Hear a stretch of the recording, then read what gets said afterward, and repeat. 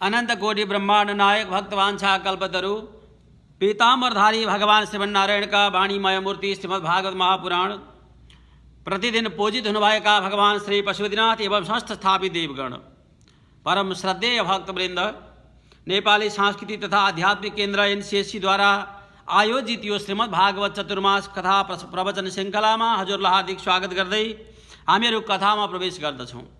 आज तृतीय स्कंद का 31औं अध्याय को क्रम रहेको छ र हामीले भर्खरै मूल पाठ पारायण श्रवण गर्यौं। भगवान कपिल देवले अपनी माता देवहूतिलाई विभिन्न प्रकारका भगवत महिमाहरू, भक्तिका महिमाहरू, योगका महिमाहरू, सांख्य ज्ञानका प्रसङ्गहरू र अनि जीवका जन्म जन्मान्तरका कथा प्रसङ्गहरू यहाँ उपदेश गर्दै होइबक्सन्छ। यसै क्रममा हामीले श्रवण गर्यौं संसारमा जब व्यक्ति प्रकृति पुरुषका बसमा परेर संसार रूपी अविद्यामा, संसारका माया रूपी अविद्यामा फसेको जीवात्मा जब त्यो ईश्वर तत्त्वको अनुभव गर्न सक्दैन तब त शरीरप्रति र शरीरसँग जोडिएका विभिन्न वस्तुहरू, घर दौलत सम्पत्ति, परिवार अनि विभिन्न प्रकारका नाता इष्टमित्र यी सबैप्रतिको प्रेम र ममतामा फसेको जीवात्माले आफ्नो जो मोक्ष प्राप्तिको मार्ग हो, जो एउटा सदा सर्वदा शरीर छुटिसकेपछि पनि आफूले चाहिँ प्राप्त गर्ने अक्षय धन हो, त्यस्तो धनलाई आर्जन गर्न चाहिँ उसले भुल्दछ र अन्तिममा नि नारकीय गति भोग्न पर्दछ। त्यस्ता असत्कर्म गर्ने भएका जीवात्मालाई प्राण जाने बेलामा यमराजका दूतहरू प्राप्ति हुन्छन् अनि यमराजका दूतले दण्ड दिँदै दिँदै अति नै डरलाग्दो बाटोमा, अति दुःखदायक बाटोमा हिँडाउँदै लान्छन्। त्यस्ता 79,000 नरकका दर्शनहरू गराउँदै गराउँदै अनि उसले जस्तो कर्म गरेको छ तद अनुरूपका नरकमा लगेर नारकीय पीडा भोगाउँदछन्। जबसम्म उसले गरेका कर्मको फल समाप्ति हुँदैन त्यस्ता जीवात्माले नरकमै गएर त्यहाँका अनेक पीडाहरू भोग्नु पर्दछ। अतस्ता नरलोकस्य यावतिर्यातनादयः क्रमशः समनुक्रम्य पुनरद्रावजेत्सुजे। पूर्व प्रसङ्गमा अन्तिम अध्यायको अन्तिम श्लोकमा हामीले श्रवण गरेका थियौँ। जब नरकमा गएर अनेक प्रकारका कुकुरका जन्म भए, सुँगुरका जन्म भए, विभिन्न प्रकारका अन्य अन्य जनावर, स्थावर जङ्गम, लता वृक्ष, गुल्म, बल्ली, कीट पतङ्ग यस्ता हुँदै अनन्त जन्महरू पार गरिसकेपछि मनुष्यका रूपमा त्यो जीवात्माले पुनः जन्मता प्राप्ति गर्दछ। तर नरकका फल पीडा भोगेर आएको जीवात्माले सत्कर्म गर्ने, शुभ कर्म गरेर आफ्नो जीवनलाई धन्य बनाउने त्यस्तो उच्च कुलमा एउटा चाहिँ सत्कर्मी परिवारमा उसले जन्म प्राप्ति गर्दैन। अनि नारकीय गति भोगेर आएका जीवात्माहरूले पृथ्वीलोकमा आएर पनि असत्कर्म गर्ने ठाउँमै जन्म लिन्छन् र पुनः त्यहाँ पनि पाप गर्दै अनि पुनः नरक, पुनः जन्म, पुनः नरक यस्ता प्रकारले चाहिँ पुनर्दरिद्रे पुनरेव पापी भन्ने यस्तो क्रमलाई चाहिँ उनीहरूले अगाडि बढाउँदछन्। पुराणहरूले अरू पुराणहरूले लेखेको छ अदत्त दाना च भवेत् दरिद्रो दरिद्र भावाच्च करोति पापम पाप प्रभावाद नरकम प्रयाति पुनर्दरिद्रे पुनरेव पापी। जबसम्म सत्कर्म गर्दैन, दान गर्दैन, शुभ कार्यमा आफूले लगानी गर्दैन तबसम्म व्यक्ति अर्को जन्ममा गएर चाहिँ दरिद्रता प्राप्ति गर्दछ। यो जन्ममा अनेक प्रकारका चाहिँ सत्कर्म, शुभ कर्महरू, धन दौलत, ऐश्वर्य, सुख, समृद्धि, परिवार सबैको सुख प्राप्ति भयो भने हामीले सम्झनु पर्दछ कि पूर्व जन्ममा हामीले यति पुण्य सञ्चय गरेका रहेछौँ कि त्यो सबै पुण्यको फल आज फलीभूत भएको छ, हाम्रा अगाडि उपस्थित भएको छ। अनि यहाँ सधैँभरि दुःख विपत्ति मात्रै आइलाग्यो, कुनै प्रकारका सुख आनन्द चैनको अनुभव गर्न सकिएन। पत्नीबाट, पतिबाट, परिवारबाट, इष्टमित्रबाट, बन्धुबाट, धनबाट, दौलतबाट, व्यापारबाट, वाणिज्यबाट, हरेक ठाउँबाट चाहिँ धोका र हानि मात्रै भइरहेको भने अनि हामी चाहिँ सधैँभरि दुःख र पीडाको शिकार बन्यौँ भने हामीले चाहिँ पूर्व जन्ममा यस्ता कर्म सञ्चित गरेका रहेछौँ कि जुन कुनै पनि पुण्यको उदय गराउने खालका रहन्छन्, सबै प्रकारका चाहिँ असत् कर्महरू सञ्चित रहेछन्, त्यसको फल भोग्दैछौँ भनेर सम्झनु पर्दछ। भने असत् कर्म गरेका व्यक्तिको सञ्चित खातामा असत् कर्म नै फल बचेको हुन्छ, त्यो भोग्नका लागि उसले अनन्त जन्म लिन पर्दछ।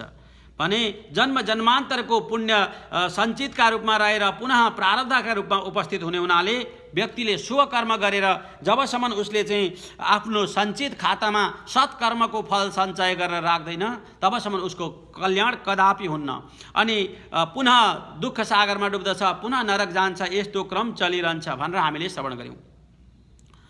भगवानले यस अध्यायमा बताइबक्सन्छ कर्मणा दैवनेत्रेण जन्तुर्देहो वपत्तये स्त्रिया प्रविष्ट उदरम पुंसोरेत कणाश्रय।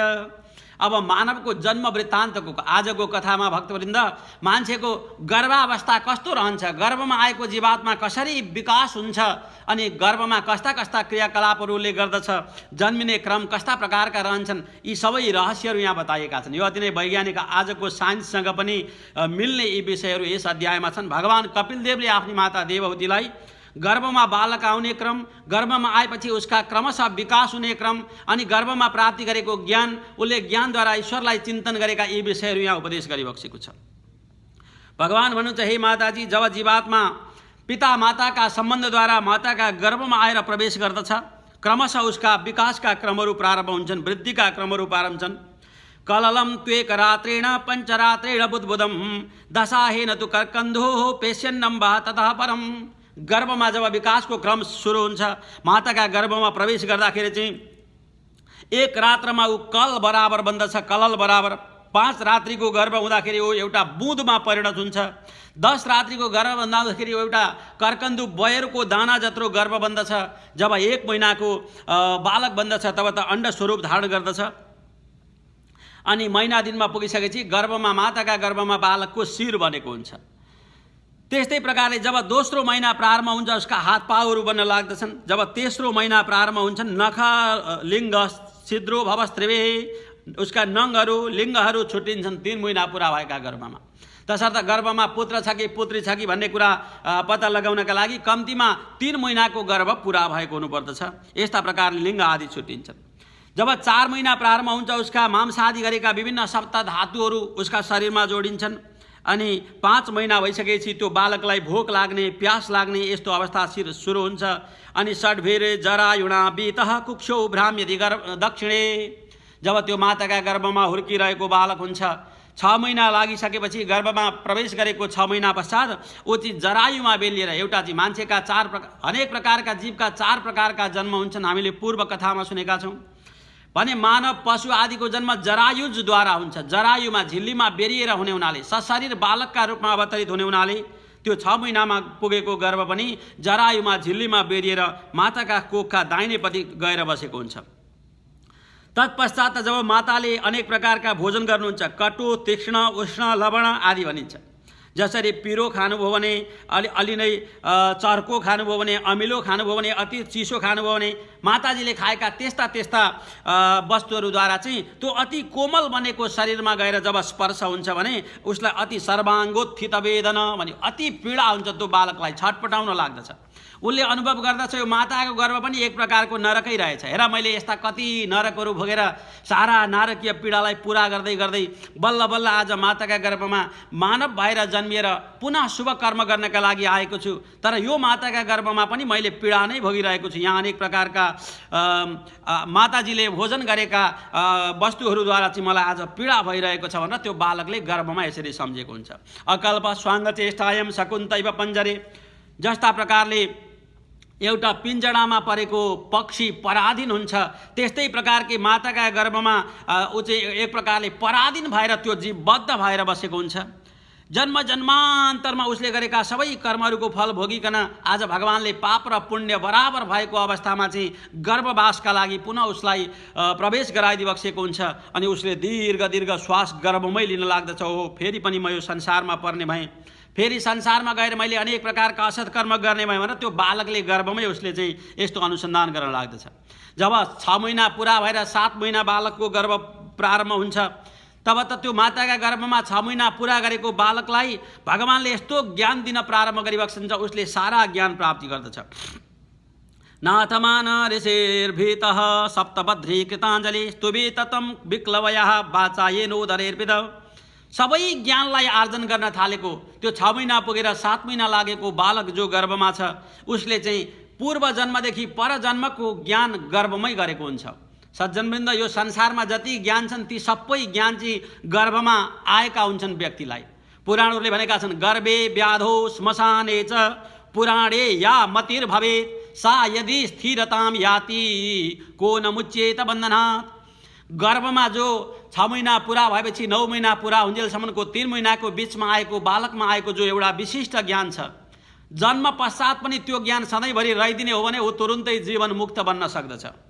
रोगले पीडित हुँदाखेरि संसारप्रति जो वैराग्यता सिर्जना हुन्छ, रोग निको भइसकेपछि पनि त्यो वैराग्यता यथावत रहिदिने हो भने त्यो जीवात्माको मोक्ष हुन्छ, कल्याण हुन्छ। कोही आफ्ना स्वजनहरू, इष्टमित्रहरू, बन्धुबान्धवहरू, आफ्ना मान्छेहरू गुमाएर उनीहरूको शोकमा परेर जब स्मशान घाटमा गइन्छ अनि स्मशान घाटमा आफ्ना मान्छेलाई विदा गर्दै जब अग्नि संस्कार गरेर चाहिँ उसलाई जलाउन लागिन्छ, त्यो जल्दै गरेका आफ्ना मान्छेको शरीर देखेर जो आफूमा चाहिँ एउटा वैराग्यता आउँछ, एउटा चाहिँ संसारप्रतिको निरासक्तपना आउँछ, त्यो यदि सदा सर्वदा रहिदिने हो भने जीवन मुक्त जीवात्मा बन्दछ। त्यस्तै प्रकारले कथा कीर्तन सुन्दा, पुराणहरू सुन्दा, धर्मशास्त्रका प्रवचनहरू सुन्दा जो एउटा विशिष्ट ज्ञान आउँछ, त्यो सबै कुरा चाहिँ यदि कथा कीर्तन पुराणहरू सकिसकेपछि पनि रहिदिने हो भने त्यो जीवात्माको पनि कल्याण हुन्छ। तर समस्या के छ त भन्दा गर्भमा आएको जो ज्ञान छ, गर्भबाट जन्म लिइसक्दा सबै ज्ञान विस्मृति हुन्छ, बिर्सिन्छ। त्यस्तै प्रकारले रोगले पीडित हुँदा आएको ज्ञान रोग निको भइसक्दा सबै बिर्सिएर जान्छ। स्मशान घाटमा जाँदा आएको ज्ञान स्मशान घाटबाट फर्केर घरमा आइसक्दा सबै विस्मृति हुन्छ। त्यस्तै प्रकारले कथा कीर्तन पुराण सुन्दाखेरि आएको ज्ञान पनि कथा कीर्तन पुराण सकिसक्दाखेरि ती सबै ज्ञान पनि हराएनमा हुन्छन् भने यस्ता प्रकारले त्यो गर्भमै रहेको 7 महिना क्रम गर्भमा हुर्किँदै गरेको बालकले अनि गर्भबाटै भगवानलाई प्रार्थना गर्दछ। गर्भस्तुति, जीवस्तुति यहाँ रहेको छ। जन्तुरुवाच, त्यो बालकले गर्भबाटै के भन्छ त भन्दा तस्योपसन्नमवितुं जगदिच्छया तद नाना तनुर्भुवि चलत चरणारविन्दम सोहम व्रजामि शरणं यः कुतो भयं मे ये नेदृशी गतिरदर्श्य सतोनुरूपाः। हे भगवान, हे हरि, हे नारायण, हे विष्णु, उसले बार बार भगवान श्री हरिलाई सम्झेको हुन्छ गर्भमा। म कति अधम छु हे भगवान, म कति दुःखी छु। मैले अनेक प्रकारका जो धर्मशास्त्रले बताएका रहस्य र ज्ञानका प्रसङ्गहरू थिए ती सबै कुरालाई नगर्दिनाले अनन्त जन्मसम्म म चाहिँ नारकीय गति भोग्नलाई पनि तत्पर रहेँ। आज पुनः ती सबै पाप कर्महरू र पुण्य कर्महरू बराबर भएको अवस्थामा म गर्भमा आएको छु। भगवान, हजुर त कस्तो होइबक्सन्छ भन्दा सबैका रक्षक होइबक्सन्छ। तसर्थ म हजुरका श्री चरणारविन्दमा बार बार नमन गर्दछु। सोहम व्रजामि शरणम, हजुरका चरणमा म शरण लिन्छु। भगवान, त्यो गर्भकै बालकले चाहिँ भगवानको यसरी शरणागति स्वीकार गर्दछ। भन्दछ भगवान, यो संसारमा यह पञ्चभूत रचिते रहित शरीरे छन्नो यथेन्द्रिय गुणार्थ चिदात्मकोहम। हे प्रभु, हे भगवान, यो एउटा पाञ्चभौतिक शरीर जो मेरो बनिरहेको छ यो आज कहाँ छ त भन्दा अर्को पाञ्चभौतिक शरीरको अधीनमा छ। माताको पाञ्चभौतिक शरीरको अधीनमा मेरो पाञ्चभौतिक शरीर आज चाहिँ रहेको छ, सम्बद्ध भएर बसेको छ। अनि त्यसमा भएका चाहिँ अनेक प्रकारका इन्द्रिय सम्बन्धी गुणहरू, विषयहरू, अहङ्कारहरू, चित भावहरू यी सबैले चाहिँ यसलाई बद्ध बनाएका छन्। भगवान, यस्तो शरीरभित्र रहेको एउटा अर्को शरीर जो रहेको छ यो चाहिँ प्रकृति पुरुषका वशद्वारा अविद्याको कारणले गरिकन चाहिँ फेरि जन्म मरणका चक्रमा पर्नका लागि यो फसिरहेको छ। तसर्थ भगवान, हजुरले यो जीवात्मालाई गर्भबाटै पार लगाइदिबक्सियोस्। वन्दे परम प्रकृति पुरुषयो उपमांसम, हजुर त प्रकृति र पुरुषका पनि नियन्ता होइबक्सन्छ, परम पुरुष होइबक्सन्छ। म हजुरका शरणमा छु। त्यो गर्भको बालकले यसरी प्रार्थना गरिरहेको हुन्छ। यन्माययो रुगण कर्म निबन्धनेस्मिन् संसारिके पथि चरम तदविश्रयण। भगवान, हजुरका माया शक्तिले गरिकन जीवात्माहरू अनन्त जन्ममा यस्तै प्रकारले परिभ्रमण गर्दछन्, अनेक दुःख पीडाहरू भोग्दछन्। देहान्य देह विभरे जठराग्निनास्तिक। अनि म यो माताजीका गर्भमा जब बसेको छु, माताका गर्भमा भएका अनेक प्रकारका मलमूत्र विकार आदिका जो दूषित भाव र दुर्गन्धले गरिकन मलाई नरकको अनुभव यहीँ भित्रै भइरहेको छ। तैपनि म त्यसलाई चाहिँ सहन गरेर हजुरले मलाई कल्याण गरिबक्सेला, कृपा गरिबक्सेला भनेर चाहिँ म प्रतीक्षा गरेर बसेको छु। भगवान, निर्वास्यते कृपणधिर भगवान कदानु। प्रभु, हजुर जस्ता दयाका खानीले पनि मलाई दया गरिबक्सेन भने कसले दया गर्दछ प्रभु भनेर त्यो बालकले गर्भमा भन्दछ। सोहम वसन्नपि विभो बहु दुःखवासम गर्भान्न निर्जिगमिषे बहिरन्धकूपे यत्रोपयातमुपसर्पति देवमाया मिथ्यामतिरे यदनुसंसृति चक्रमे तत्। हे प्रभु, हे हरि, यो सबै दुःख पीडा भोगिरहेको छु। मलाई नरकको अनुभव यो गर्भमै भइरहेको छ। यो सबै कुरा मैले अनुभव गरेको छु। हे दीनबन्धु, हे परमात्मन, तैपनि म के गर्छु त भन्दा गर्भा न निर्जगी मिसे, म यो गर्भबाट चाहिँ बाहिर निक्लिनै चाहन्न।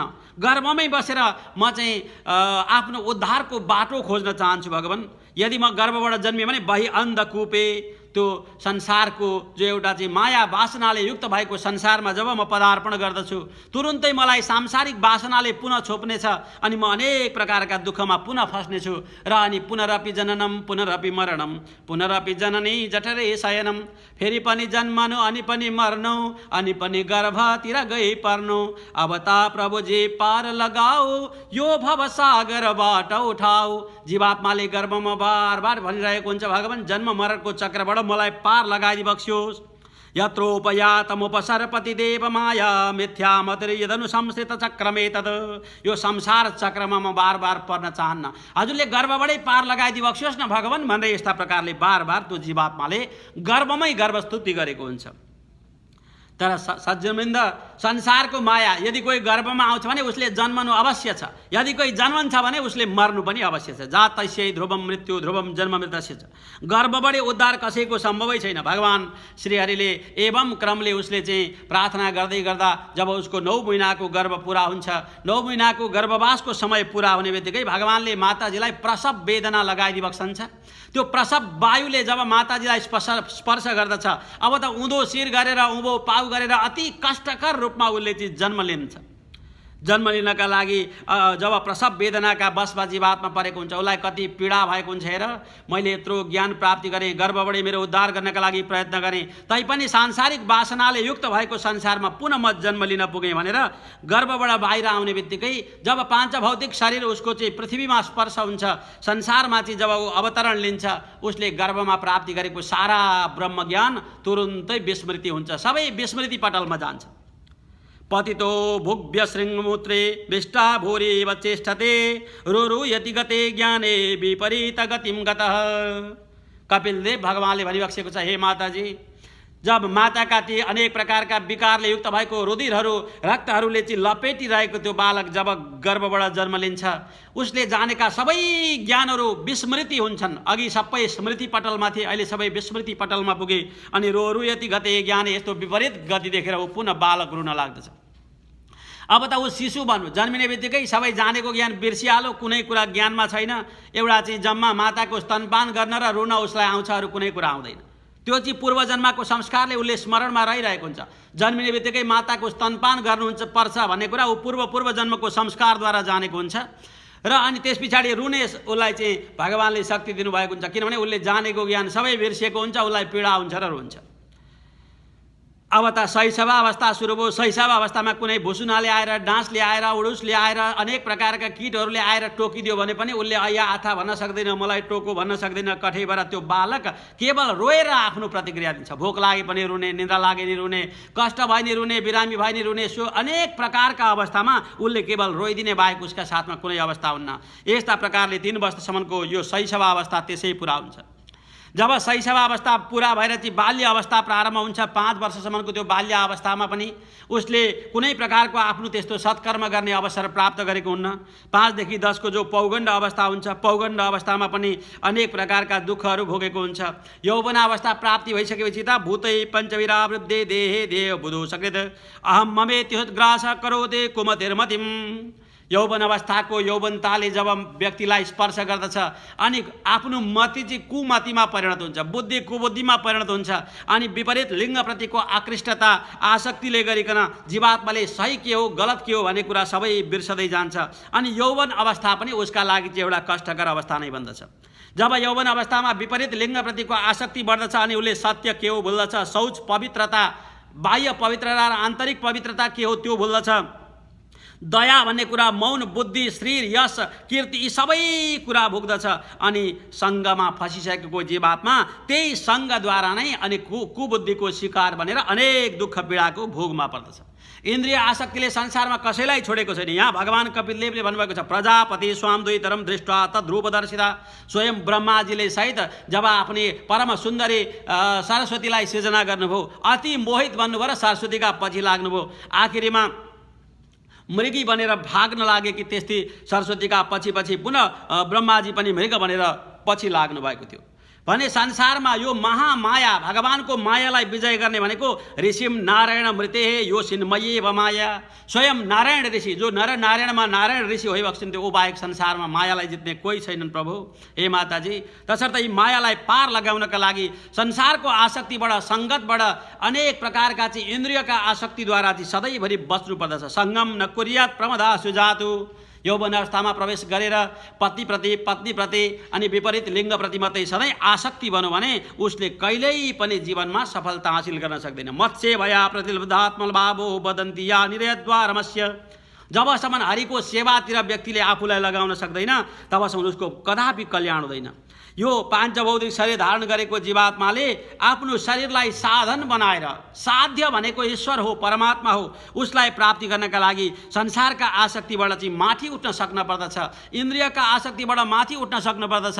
तब मात्रै सांसारिक मोह वासनालाई पार लगाउँदै हामी शुभ मार्गमा प्रवेश गर्दछौँ भन्ने कुरा कदापि भुल्नुहुन्न। अन्तिममा गएर भगवान भनिबक्छन् तस्मान् न कार्य सन्त्रासो न कार्पण्यम सम्भ्रमः बुद्ध्या जीव गतिम धीरो मुक्त सङ्गस्तरेदिह। जो मुमुक्षु जन छन्, मोक्ष चाहने जो जनहरू छन्, उनीहरूले म मर्छु भन्ने भयलाई पनि छोडेर आफू अति नै नम्र बनेर, विनयी बनेर, अति नै असल भावलाई सिर्जना गर्दै बुद्धिलाई सधैँभरि चाहिँ पवित्र तुल्याएर ईश्वरको सेवाप्रति, ईश्वरको भक्तिप्रति अनि ज्ञान आर्जन, वैराग्य आर्जन, भक्ति प्राप्ति यो विषयप्रति सधैँभरि आफू लाग्नु पर्दछ।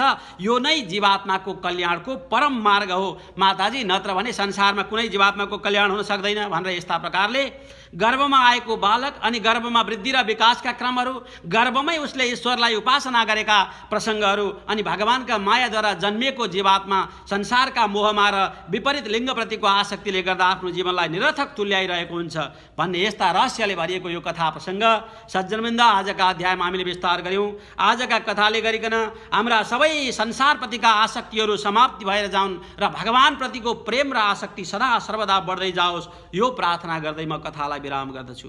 ओम श्री परमात्मने नमः। सच्चिदानन्दरूपाय विश्वोत्पत्त्यादिहेतवे